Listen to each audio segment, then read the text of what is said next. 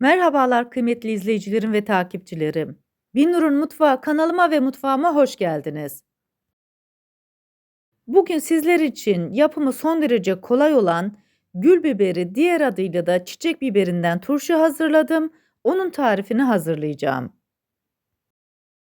Bu turşuyu yaptıktan sonra dördüncü günü açıp afiyetle tüketebilirsiniz. Kavanozların kapağını açmadığınız sürece 2 yıl boyunca rafta saklayabilirsiniz.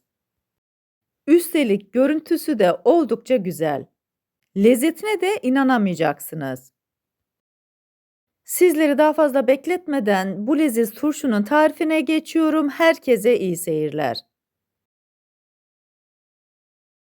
Bu tarifim için 1 kilo gül biberi kullandım. Bu biberleri gerçekten çok bekledim. Daha önceden görmüştüm. Haziran ayında aynı kişiye sipariş verdim ancak elime geçti. Sizler için bunun turşusunu zevkle hazırlayacağım. 1 kilo gül biberini güzelce yıkadım ve tamamen kuruladım.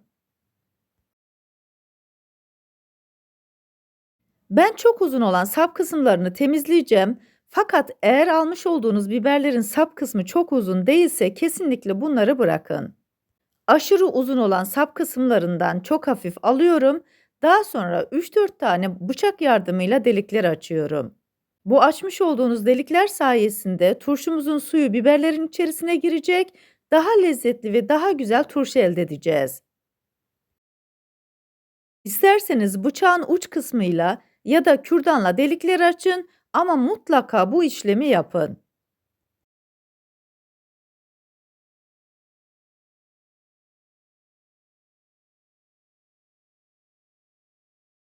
Biberleri hazırlayıp kenara alıyorum. Tarifimde 2 baş sarımsak kullandım. Sarımsakların kabuklarını soyduktan sonra küçük küçük parçalar halinde doğruyorum. Bu sayede turşumuzun içerisine sarımsağın aroması daha güzel geçiyor, daha lezzetli oluyor. Büyük olan sarımsakları 2-3 parçaya bölüyorum. Tarifimde her kavanoz için 5 tane cin biberi kullandım. Ben kuru cin biberi kullandım. İsterseniz yaş da kullanabilirsiniz. Cin biberlerin sap kısımlarını alıyorum. Böylelikle delikler açılmış oluyor. Turşunun içerisine acısı daha güzel geçecek. Bunları da kenara koyuyorum. Yıkayıp tamamen kurulamış olduğum 1 litrelik kavanozu alıyorum. Taban kısmına biraz sarımsak, 2 adet cin biberi koyuyorum. Kavanozun yarısına gelinceye kadar gül biberleriyle dolduruyorum. Bu aşamada elimle çok hafif hareketlerle bastırıyorum. Bu aşamada çok kuvvetli şekilde bastırmayın, biberleri ezmeyin. Hafif hareketlerle aradaki boşlukları çok hafif bastırarak doldurun. Orta kısmına geldikten sonra tekrar 1 adet cin biberiyle biraz sarımsak koyuyorum. İnce kısmına gelinceye kadar biberlerle dolduruyorum.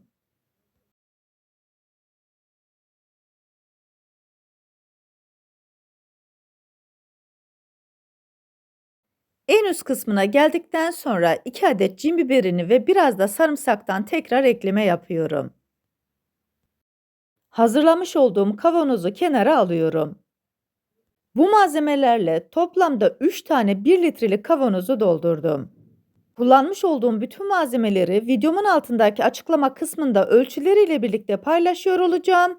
İsterseniz oradan da bakıp faydalanabilirsiniz.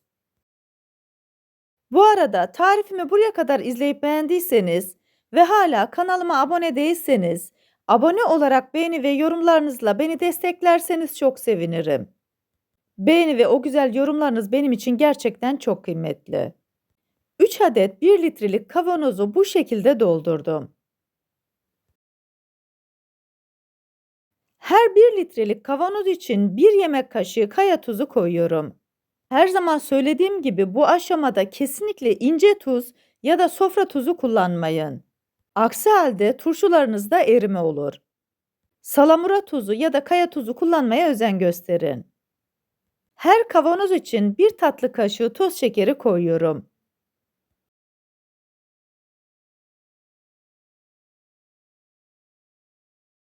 Daha sonra her kavanoz için 1 çay kaşığı limon tuzu koyuyorum.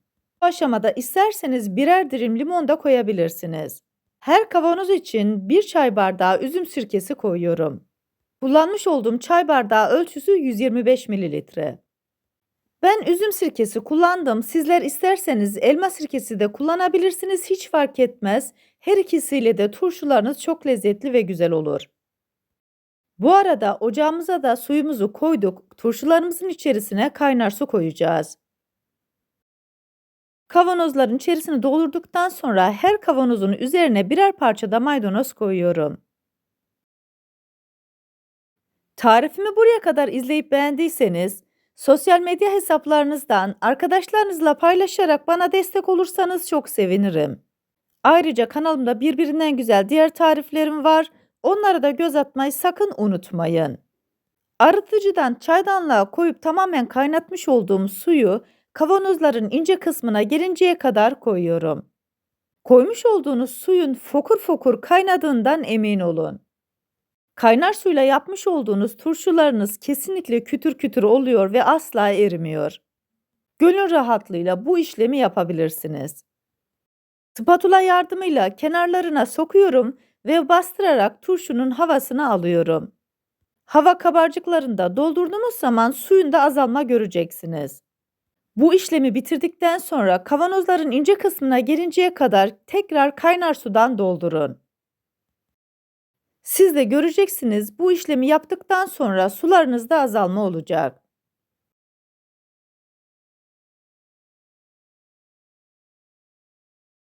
Tekrar kaynar suyla dolduruyorum.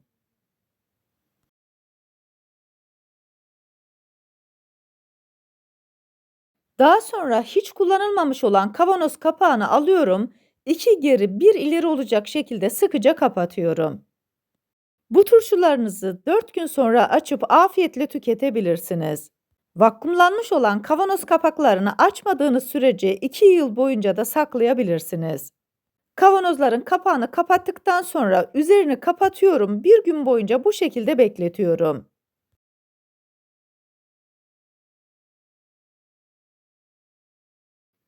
Kapatmış olduğum kavanozların daha sonra üzerini açarak güneş görmeyen serin bir yerde saklıyorum.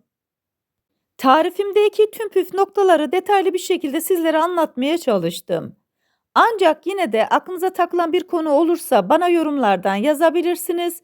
Oradan da elimden geldiğince sizlere dönmeye çalışırım. Ertesi gün turşularımız çok güzel rengini aldı. Bu leziz ve tadına doyamayacağınız turşuları yapıp deneyecek olan herkese şimdiden afiyet olsun. Bir tarifimizin daha sonuna geldik. Videomu izlediğiniz için teşekkür ederim. Bana destek olmak için tarifimi beğendiyseniz beğenmeyi, abone değilseniz abone olmayı, yeni tariflerimi izlemek için bildirim zilini açmayı, tariflerimi sevdiklerinizle paylaşmayı unutmayın. Başka güzel tariflerde görüşmek üzere. Hoşça kalın, afiyetle kalın, Allah'a emanet olun.